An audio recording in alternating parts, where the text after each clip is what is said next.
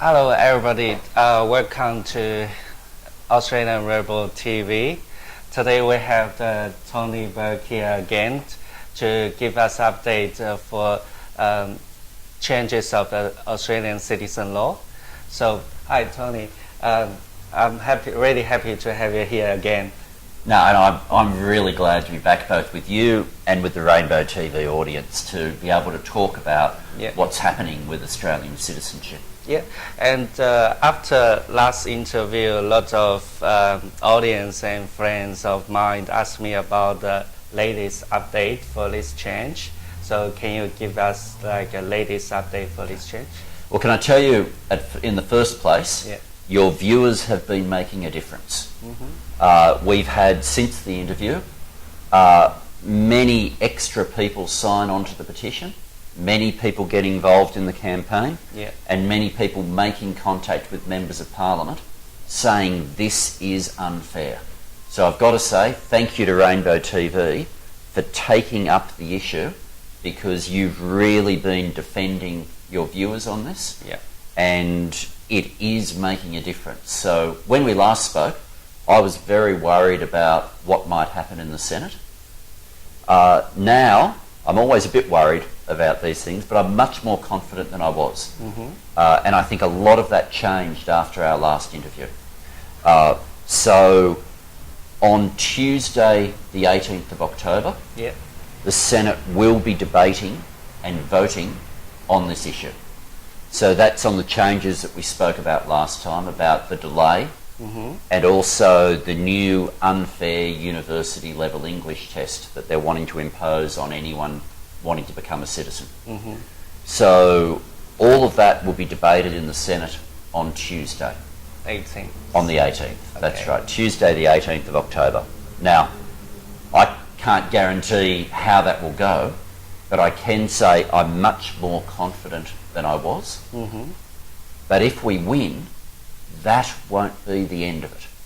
If we win, we're still going to need to encourage people to make their voices heard, to tell the government to stop trying to do this, to tell the Liberal Party to stop trying to prevent people from the Chinese community becoming citizens in Australia, so that the government backs down on this. Because some issues, you win the first time, and then the government comes back again and back again. And I don't want people living in fear about whether they're going to get to become Australian citizens. And what this law does, or this proposed law does, is it says to a whole lot of people who would be good Australian citizens that they'll never get to become citizens. Now, as I say, when we last spoke, I was very worried, but a lot of things have made a difference since then, and one of them, I think, has been that call to action to the Rainbow TV audience. We're happy to do everything to stop this change.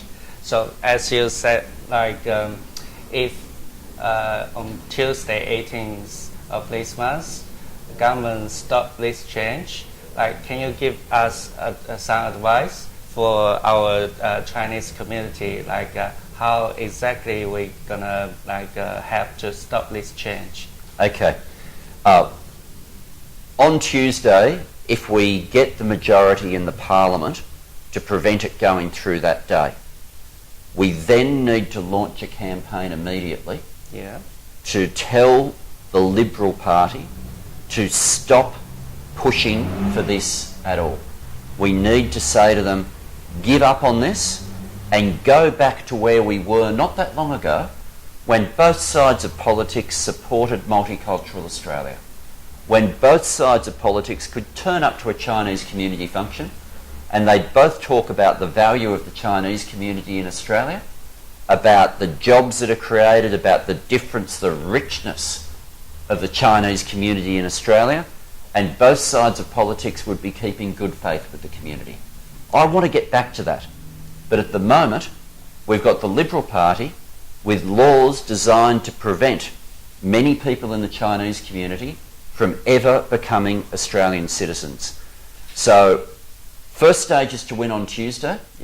And I know from what you've told me, and from what Henry Wong's told me, that some of your viewers are directly affected by this. That some of your viewers are people who would otherwise qualify but don't have university level English.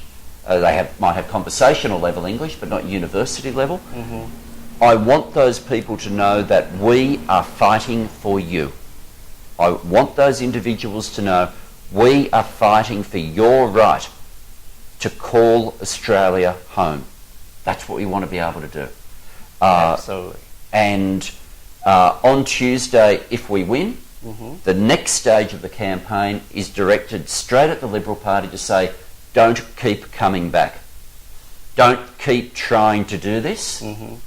If they drop it, we will welcome the Liberal Party back into a bipartisan attitude with Labor that we all support multicultural Australia. Sure. But they have to stop with policies that are directly aimed at preventing people from becoming Australian citizens. Now, I'm not sure if I mentioned this last time we spoke, but here's an example that when I mention it to most people, they're horrified.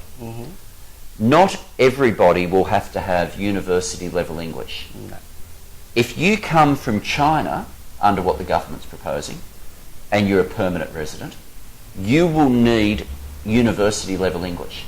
But if you come from the United States, you won't need to have university level English. Now, we haven't had that sort of double standard since the White Australia policy. Okay. I do not want us going back to those sorts of principles, and that's what the Parliament's voting on Tuesday. So we have to do two things. It's my job now to try to make sure that we win the votes on Tuesday. Yeah. But if we win the votes, then it's going to be back to the community to make sure that we tell the Liberal Party to stop pushing this change, to give up on it, and to get back to supporting multicultural Australia. Yeah. All right. Speaking of this English test, like new policy, like a lot of people or Chinese people, they always ask me like most annoying thing is this English test. Yes. Like what do you think after we win on Tuesday? What do you think? Like, can we negotiate with them about this English test? Ask them to like change the policy, lower it down. The thing that I think we need to remember, and it's the perfect question that you've asked, is you already have to have conversational level English to become a citizen. Yeah. Because there's already a test, and that test is in English. If you can't speak any English, you can't pass a test that's in English. Yeah. You could give me a multiple choice test that was written in a Chinese script. I'm not going to do very well. I know it. It's just not going to happen. In the same way, if you don't have a reasonable level of English, you can't pass the current test. No one has a problem with that, because it is true that it is much easier for you in Australia if you have conversational level English. Sure. But no one needs university level English to be able to make a good contribution in this country. No. So all the government needs to do is to say the current test is good enough. Sure. And you don't need to change the law to deal with that, because it's already the law. It was put in place by John Howard. It's always been supported by the Labor Party. Up until the last election, everyone thought Malcolm Turnbull supported it too. And then all of a sudden, they've gone down this path. And so my advice to the government, and what I believe we all need to campaign for, is to make sure that we just keep the current test that we have. That demands conversational level English. That's fair.